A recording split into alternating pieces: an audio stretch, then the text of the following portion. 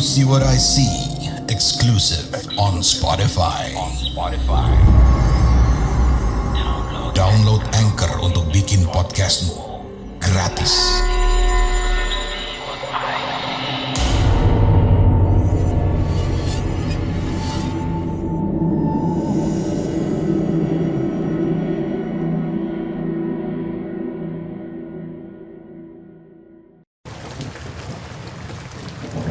Halo para pendengar podcast See What I See.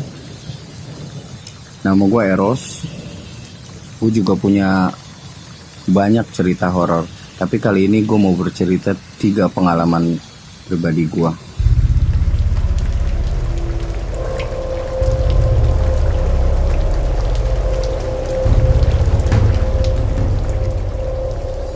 Gue ini seorang karyawan buruh pabrik yang kebetulan kerjanya kena shift. Kejadian ini terjadi sekitar tahun 2010-2011. Saat itu gue pulang kerja shift 2, yaitu jam 1 malam. Sesampainya di perumahan, jadi gue tinggal ini di suatu perumahan yang cukup luas ya. Kebetulan rumah gue di belakang, paling belakang. Tapi kejadian ini terjadinya di depan. Sesampainya gue di gerbang, gue masuk lah. Jadi sebelumnya gue cerita nih, gue gambarin dulu. Perumahan gue itu jalanannya terbagi 2. Yang di tengahnya ada taman jalan. Sewaktu gue masuk perumahan, komplek perumahan, di situ gue nggak ngerasa apa-apa. Memang sepi keadaannya malam itu, sepi banget. Mungkin karena ya udah 1:30 juga sih, 1:30 malam itu. Ya seperti biasa lah, gue nggak perlu kencang-kencang bawa motornya juga kan, karena santai aja. Sesampainya di perempatan jalan perumahan, di situ ada rumah yang tertutup, pagernya itu tinggi-tinggi, temboknya itu tinggi-tinggi. Nah di tembok pagar itu terdapat pohon bambu, dipasang pohon bambu sebagai hiasan. Sampai saat sekarang juga gue juga nggak tahu siapa pemiliknya, nggak kenal maksudnya, nggak kenal pemiliknya. Nah sesampainya mendekati rumah itu dari jauh terdengar suara seperti tikus, cicit. Nah semakin mendekati, suara tikus itu semakin kencang dan cepat. Cicit. Nah, sesampainya gua di depan rumah itu yang berada di seberang jalan yang dibagi 2 tadi, berubah suaranya. Loh, suara cewek, seperti suara cewek ketawa. Lantas gue berhenti untuk memastikan. Dan apa yang terjadi? Ternyata suaranya makin jelas kalau itu suara cewek lagi ketawa. Ya, langsunglah gue tancap gas. Gak usah mikir panjang, gue udah yakin itu pasti suara kuntilanak. Gue kebut lah. Keesokan harinya, setiap gue berangkat atau pulang kerja, lebih tepatnya pulang kerja malam, pasti gue menggunakan headset. Ya guna mengalihkan lah seandainya terjadi lagi. Karena memang kebetulan gue gak bisa lewat jalur mana lagi untuk menuju rumah gue itu. Pasti lewat jalur situ, bertemu perempatan itu, bertemu rumah itu. Ya, hari selanjutnya, shift malam selanjutnya, ya gak terjadi, belum terjadi apa-apa, masih aman. Gue nggak mendengar suara-suara seperti itu lagi, mungkin karena gue pakai headset. Tapi Di minggu selanjutnya gua lewat jalur situ lagi. Dari kejauhan gue melihat ada 2 orang, anak kecil dan bapak-bapak, bersepeda dua-duanya, masing-masing sendiri, tidak berboncengan. Gue pikir dari jauh, itu orang kok naik sepeda malam-malam ngapain nih? Ini kan jam 1:30. Gue samperin. Oh iya, sosoknya itu nggak ada mencurigakan lah, seperti manusia. Cuma bedanya si anak ini wajahnya itu lebih putih, pucet, agak gemuk, dan dia bersepeda masih pakai sepeda dengan roda tambahan itu. Dan bapaknya itu hitam.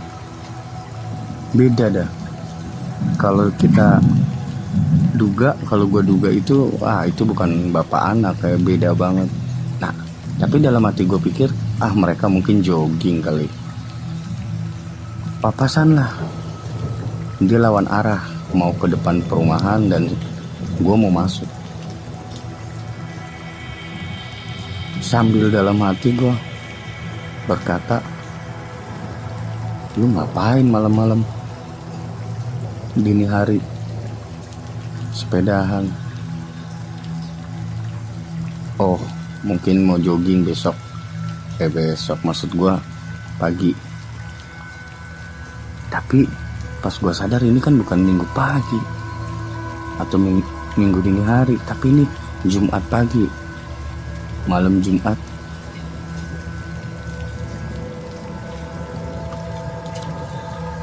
Pas gue sadar itu, kebetulan gue udah melewati mereka. Gue berhenti dong. Pas gue berhenti, gue nengok dong. Aneh mereka. Pas gue nengok, ternyata mereka berhenti juga dan nengok ke arah gue dan senyum lebar seperti meledek. Bukan senyum biasa, tapi kayak ketawa, tapi nggak kedengeran suara gitu. Lantas lama juga sih gue diem, ya sekitar 5 detik 6 detik. Anjrit, kata gue, itu bukan orang, jelas itu aneh. Gue kebut lagi lah sampai di rumah. Ya udah, gue masih berpikir itu apa, itu siapa. Entahlah, ya sudahlah.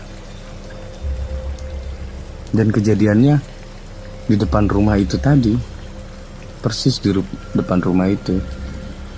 Nah, malam selanjutnya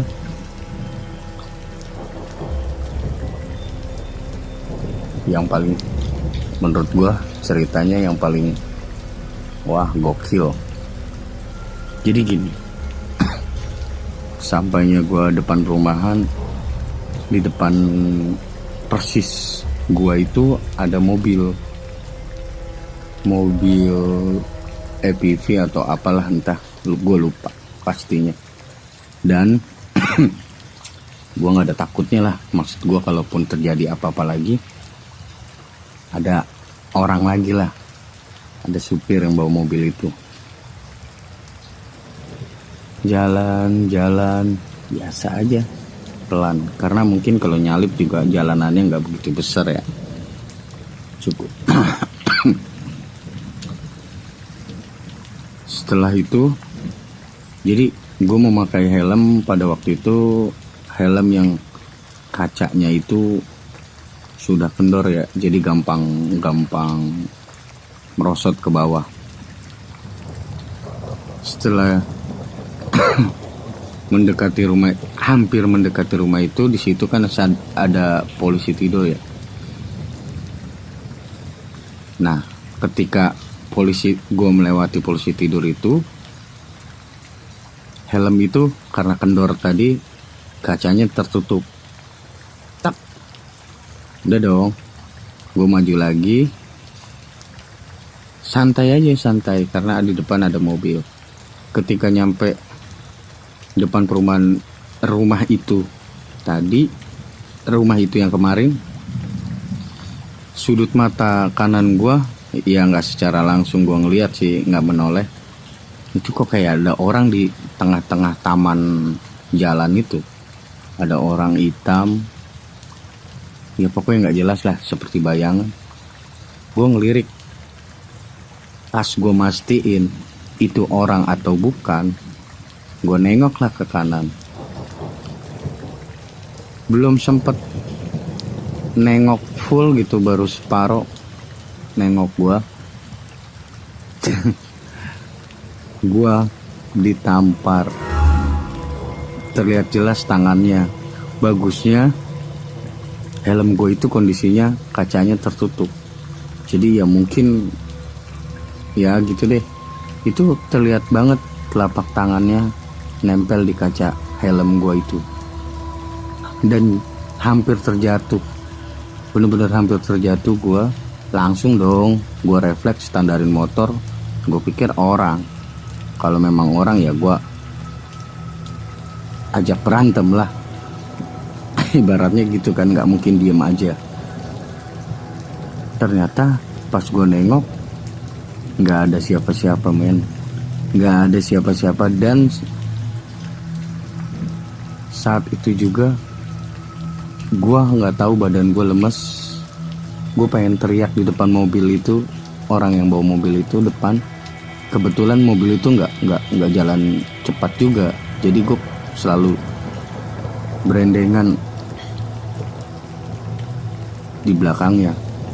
Jadi gue ada rasa pengen teriak tapi malu, tapi nih tangan lemes, bener-bener lemes tubuh gue. Ngegas aja mau ngebut nggak bisa, terus saja. Mobil itu ternyata belok, nggak sejalur lagi dengan gua untuk menuju ke rumah gua.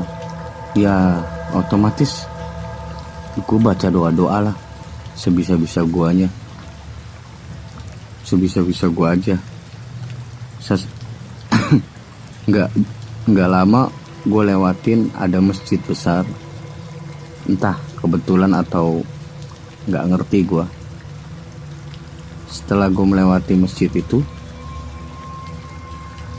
kembali normal lagi badan gue, nggak lemes lagi. Akhirnya gue bisa ngegas lagi kencang. Gue ngebutnya sampai polisi tidur pun gue hajar terus. Dan pagar rumah gue itu patah karena kebetulan dari kayu ya, gue tabrak lah. Gue tabrak, jatuh satu pintunya. Yang dibuka ada 2 pintu itu, terus jatuh, langsung masuk tanpa matiin motor. Tapi tetap di standar sih. Gue masuk ke rumah, ketok-ketok, bokap kebangun dong, kaget, nyamperin gua. Kenapa?